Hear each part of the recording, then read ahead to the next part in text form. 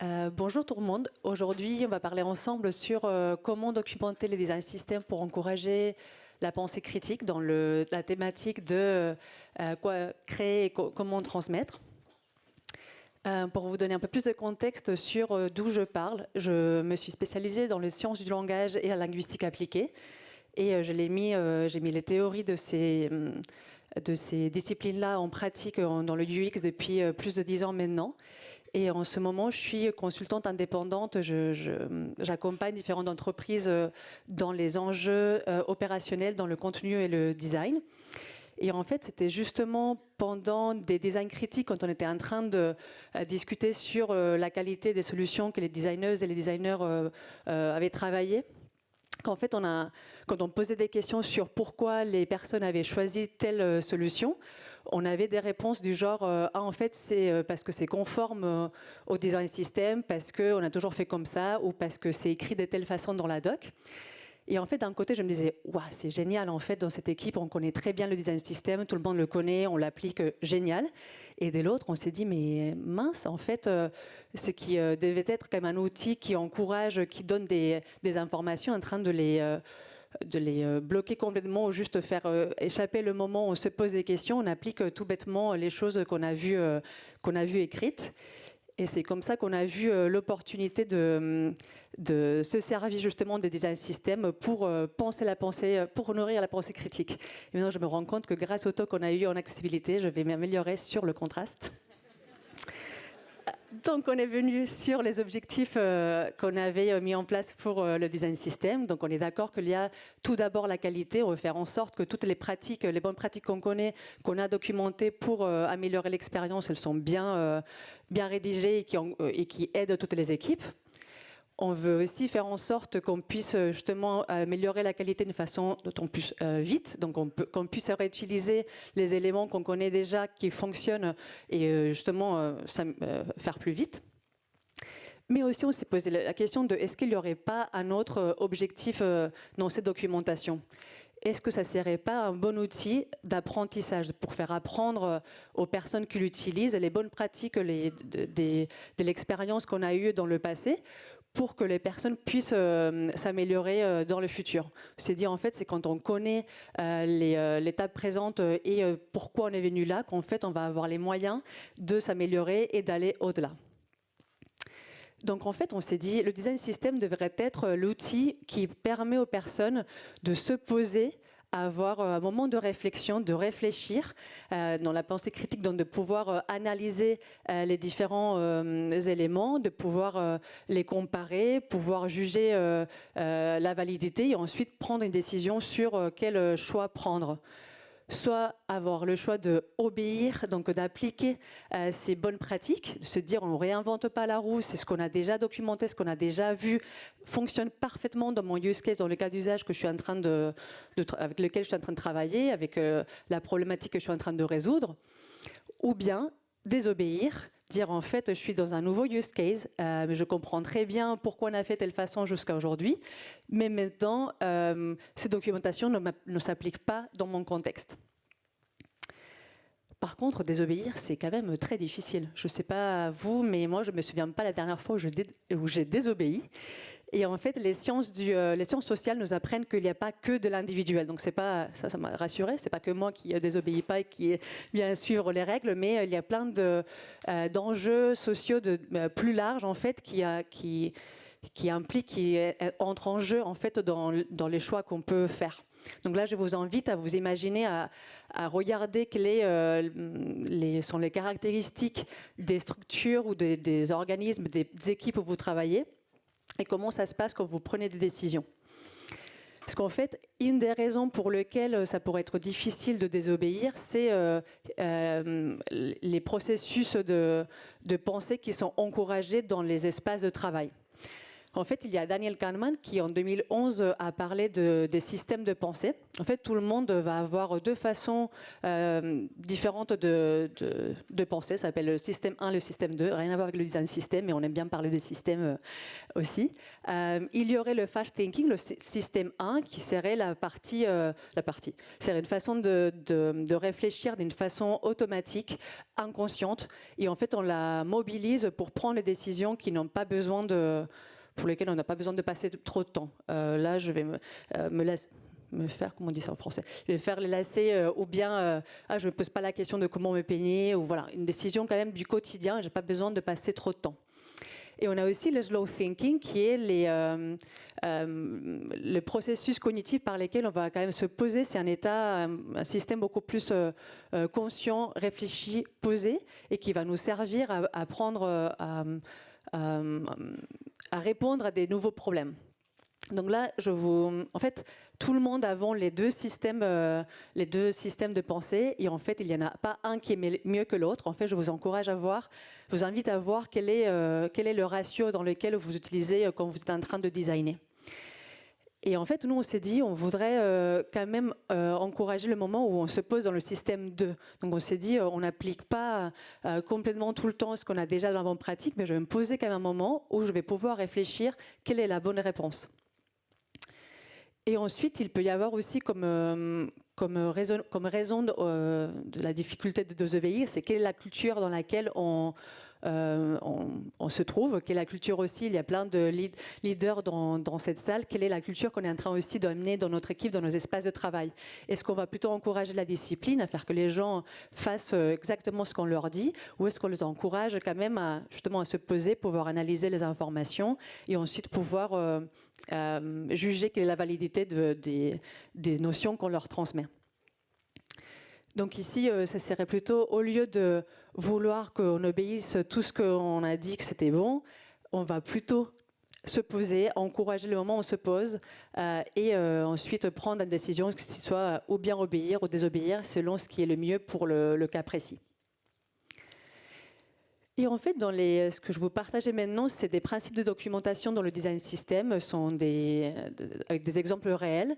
C'est en fait avec les équipes de Conto avec lesquelles je travaille depuis 4 ans, on s'est dit on décide d'arrêter d'entendre des réponses comme je vous ai montré tout à l'heure en fait ça on le fait juste parce qu'on a toujours fait comme ça, ou c'est parce que c'est design system compliant, c'est le mot qui revenait souvent. On arrête tout ça, on va faire en sorte d'encourager le moment où on se pose, vraiment la question et on réfléchit.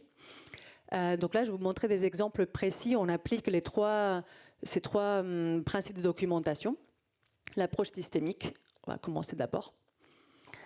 Donc, on s'est dit qu'avant, on avait une façon d'ordonner le design system qui était une façon très modulaire. Donc, quand on avait les entrées de chaque composant, il n'y avait jamais de contexte dans lequel il pouvait se trouver. Alors que on sait bien que les vrais use cases se trouvent jamais, on n'a pas des composants qui sont isolés, il n'y a pas de contenu qui se trouve isolé dans l'écran, il n'y a pas non plus des assets de brand qui se trouvent isolés. Donc on s'est fixé l'objectif d'avoir toujours une approche systémique où on va expliciter les relations qu'il va y avoir avec les dépendances avec d'autres composants. Je donne un exemple, dans le composant des onglets, il va pas y avoir, en fait, la toute première partie, la toute première entrée de cette documentation, on va mettre en exergue quels sont les composants avec lesquels ils vont interagir et documenter justement quelle est la bonne façon d'interagir avec ces composants-là. Le deuxième principe de documentation, c'était le langage non dogmatique. Et en fait, là, les sciences du langage nous apprennent que le langage n'est pas un simple moyen de décrire des choses. En fait, le langage fait des choses. Le langage ne décrit pas la réalité, le langage la crée. Et on le sait bien, je pense, dans cette salle avec le langage inclusif, ce qu'on essaie de faire, de visibiliser aussi des collectifs. Et en fait, on le trouve pareil dans le ton, dans la syntaxe des phrases, donc la façon dont on va rédiger, dont on va écrire, dont on va formuler les phrases. Je vous donne un exemple. Ça ne va pas avoir le même impact chez vous si je vous dis quel exemple je peux vous donner? Si je vous décris, il y a une bouteille sur la table, voilà, si je vous montre l'effet. Si là, je m'approche à toi et je te dis, bah, est-ce que tu as soif? Je devais t'interroger, je vais te poser une demande et tu vas réagir par rapport à cette question. Aussi bien, je vais dire, lève-toi. Et alors, peut-être que la personne va se lever. En fait, il n'y a pas à avoir le même effet. Dans la dernière phrase que je vous ai dit, quand je t'ai dit lève-toi, en fait, j'attendais à avoir une réaction physique. En fait, on utilise l'impérative pour commander, pour donner des ordres. On attend à ce que la personne fasse ce qu'on est en train de leur dire. On veut que la personne obéisse à ce que je suis en train de leur demander. Mais si on revient à l'objectif de design system qui n'est pas de faire que les gens obéissent ce qu'on leur dit, pourquoi on les écrit de façon à ce que, comme si c'était vraiment des ordres, que les gens fassent ce qu'on leur dit? En fait, on arrête ce ton prescriptif, on arrête de les mettre quand même dans un mindset, dans un état d'esprit. On leur dit, bah, faites ça. On va plutôt leur décrire. C'est pour ça qu'on prend plutôt l'approche de langage non dogmatique. On va plutôt décrire quelle est la bonne pratique qu'on connaît jusqu'à aujourd'hui pour résoudre tel problème. Donc, on arrête donc, je vais vous montrer des exemples précis. On arrête donc d'écrire la phrase d'une façon impérative. Je traduis on va arrêter de dire écrivez une question dans les titres, ou bien vous devez écrire dans les titres une façon interrogative, ou même on va arrêter d'utiliser des mots absolus comme toujours. Il faut toujours écrire de telle façon dans le design system. Et à la place, on va plutôt écrire d'une façon descriptive quelle est la bonne pratique qu'on a jusqu'à aujourd'hui. Donc là, dans l'exemple que je vous montre, c'est une pop-up, c'est la modale qu'on montre quand la personne va faire une action qui peut être destructive. Et on va dire la meilleure façon qu'on a trouvée jusqu'à aujourd'hui de rédiger le titre, c'est en utilisant une formulation, une approche avec une question. Je vous donne un autre exemple avec la UI. Parce qu'en fait, ça, on va le faire pour le contenu, pour la UI, pour la brand, pour tous les éléments qu'il va y avoir dans le design system. Donc, avec la UI, ou même quand on veut donner une bonne pratique sur ce qu'on va plutôt ne pas faire. Ça s'applique pareil. Donc, on ne va pas dire ne faites pas ça, n'utilisez pas une action tertiaire. On va aussi éviter de dire vous ne devez pas faire telle chose. On va aussi éviter d'utiliser le mot absolu de jamais. Donc, jamais de la vie, vous devez mettre une action tertiaire. En tout cas, moi, quand on me dit jamais faites ça, moi, je ne le fais pas. Ça va être très difficile que je puisse quand même me décaler et dire attends, est-ce que dans ce cas-là, je peux le faire ou pas? Donc, on évite d'utiliser ces mots restrictifs de toujours et jamais. Et on va tout simplement dire nous n'utilisons pas d'action tertiaire. Mais en fait, là, peut-être que vous vous dites mais c'est bien. Mais si on n'est pas en train de dire très clairement, avec des majuscules et très fortement, vous devez faire ça, avec les bonnes pratiques, de dire voilà les choses qu'on doit faire, comment les gens vont quand même pouvoir suivre ce qu'on leur dit? Donc là, on revient encore une fois à l'objectif de notre design system. L'objectif, c'est pas qu'on vous suive tout le temps. C'est pas qu'ils obéissent tout le temps vos bonnes pratiques. Et la meilleure façon d'encourager le moment où la personne va avoir cette réflexion et de décider quelle est la bonne option à prendre, la meilleure façon justement de leur éveiller ce système de pensée et qu'ils prennent la meilleure façon, c'est avec l'argumentation, qu'ils puissent avoir les bons arguments pour utiliser la bonne pratique que vous avez déjà documentée. Je vous donne des exemples avec le contenu, la UI et la brand. Où justement avant on avait juste des do's and don'ts avec le vert et le rouge, faites ça, ne faites pas ça. Maintenant on va avoir des argumentations explicites et avec les compromis qui vont être mis en toute transparence. Il va toujours avoir des compromis, des choses qu'on va mettre plus en avant que les autres. Il va y avoir toujours une question de priorisation. On va les mettre là où ça vous a fait mal quand même dans votre choix de ce que vous avez dû mettre à côté. Vous le mettez. Pourquoi vous avez mis dans un deuxième temps une solution qui aurait pu être bonne à une première vue. Donc, par exemple, on revient quand même sur l'exemple que je vous ai donné tout à l'heure pour la pop-up destructive. On utilise la forme interrogative. Donc, voulez-vous créer votre facture? Mais ensuite, on va expliquer pourquoi. En fait, aussi pour pouvoir transmettre aux personnes qui vont lire cette documentation, on explique pourquoi c'est mieux une question qu'une description, qu'une impérative. Pourquoi ce titre est mieux comme ça. Et on va dire, en fait, ça c'est les expertes qui vont nous dire pourquoi c'est mieux de faire cette bonne pratique. Les questions vont être un peu plus engageantes que les questions, que les phrases affirmatives. Et aussi, ils vont permettre aux personnes de prendre une pause au moment où elles vont lire cette modale qui va les arrêter dans le flow pour justement pouvoir comprendre qu'ils doivent quand même prendre une décision à ce moment-là. C'est pourquoi la bonne pratique, c'est d'utiliser les questions dans ces titres-là. Pareil pour expliquer pourquoi on utilise des boutons secondaires ou tertiaires. En fait, c'est pas juste ne mettez jamais en majuscule quand même dans la documentation, c'est dire expliquer pourquoi on a fait le choix de ne pas en rajouter un tertiaire au lieu, en plus du premier et deuxième, et ce qui est clé quand même dans la transmission que vous allez avoir pour les prochains designers dans l'équipe. Et pareil, comme je vous disais, on le fait aussi dans la brand. Donc là, vous avez, est-ce que c'est bien l'exemple des facturations? Donc on va avoir plusieurs onglets selon si les factures sont en cours, sont créées, sont brouillons. Et là, on a pris la décision pour la brand qu'on ne va pas avoir des illustrations différentes pour chaque onglet. Là, si je lis juste, on doit juste mettre la même illustration partout, je me dis, mais en fait, pourquoi? Ce serait quand même mieux, non, de pouvoir utiliser, de donner un peu plus de joie ou de créativité, d'avoir des illustrations différentes. Donc là, c'est quand on va mettre quand même en exergue, on va mettre en avant, l'expliciter l'argumentation. En fait, c'est que de 1, les personnes ne vont pas voir, les utilisatrices et les utilisateurs ne vont pas voir tous les écrans en même temps. Et c'est très peu probable, après la recherche, que en fait, les 3 étapes, les 3 onglets soient vides. Donc, ils voient quand même les trois mêmes illustrations. Et en fait, on voit aussi le compromis qu'on a fait par rapport au développement, le développement et la maintenance que ça demanderait quand même d'avoir des illustrations différentes, en fait, ne vaut pas le coup par rapport à la valeur que ça aurait pu donner de créativité ou de joie ou de plus d'émotion à l'utilisatrice. Donc en fait, on a passé avec les principes de documentation dans un état où avant la personne pouvait se dire je connais le comportement de ce composant, mais en fait je sais juste comment ça s'applique dans un écran. Maintenant, avec l'approche systémique, de se dire, là, je comprends comment ce composant se comporte, vit avec l'ensemble en fait, de composants qu'il y a dans notre système.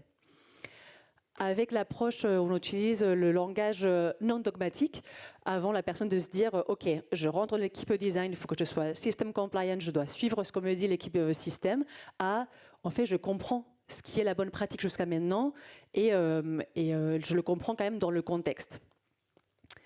Et finalement, avec l'argumentation explicite, là où les personnes pouvaient voir plusieurs options, plusieurs solutions et ne pas comprendre même pourquoi je devrais faire comme si, mais bon, je vais juste appliquer ce qu'il a quand même écrit, sans qu'il y ait vraiment de bonne compréhension et justement de transmission de ce knowledge, de cette connaissance. Maintenant, il va pouvoir voir qu'il y a plusieurs options, qu'on les a explorées, pourquoi on a choisi une parmi des autres.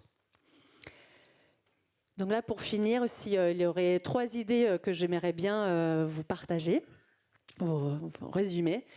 La première serait de vous inviter à concevoir les design systems d'une façon à ce qu'ils puissent aider la personne à cette réflexion, que ce soit bien d'obéir ou bien de désobéir, donc bien que soit obéir, soit désobéir, donc pas seulement dans l'application des bonnes pratiques, des règles qu'il y a déjà écrites, et savoir qu'en fait il y a toujours la double option. Aussi, même si vous n'avez pas des spécialisations en linguistique, de pouvoir considérer en fait que tout le langage fait des choses, que le langage a des conséquences, et le considérer le pouvoir du langage quand vous écrivez, quand vous documentez aussi vos bonnes pratiques. Et finalement aussi, je vous encourage aussi à désobéir un peu plus, tout en sachant pourquoi vous le faites quand vous le faites. Parce qu'on ne doit pas en fait nous limiter à appliquer toutes les règles qu'on connaît. On a quand même besoin de vous, designers, avoir une pensée critique pour aujourd'hui et demain. Merci à tout le monde.